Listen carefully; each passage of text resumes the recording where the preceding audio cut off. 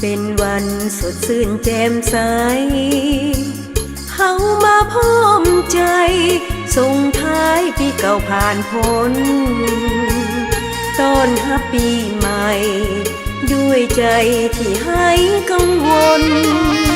ฉลองวันมงคลสุขล้นชื่นบานอุราขออวยพรให้กายใจอย่าได้มัวมอง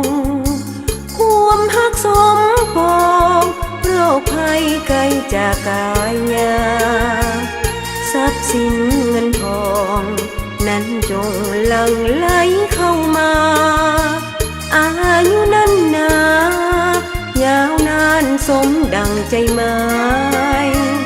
พร้อมทั้งญาติมิตรนั้นจงร่วมจิตปองดองช่วยกันประคอ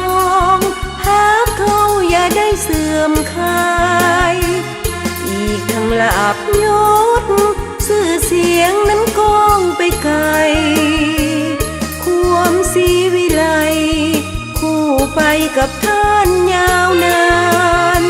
เลิกงามยามดีเฮามาสุขีมีใสฉลองวันปีใหม่ร่วมใจสร้างความสุขสันต์ฟ้อนรำกันไปลื่นเริงสดใส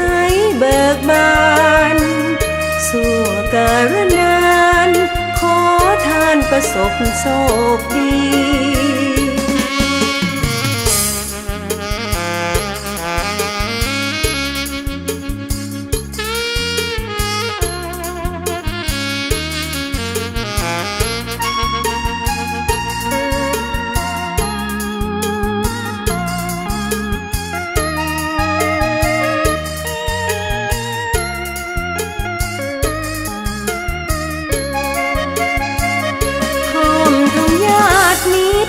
นั้นจงร่วมจิตปองดอ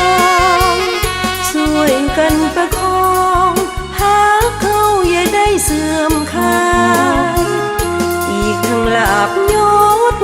ชื่อเสียงนั้นก้องไปไกลความศรีวิไลคู่ไปกับท่านยาวนาน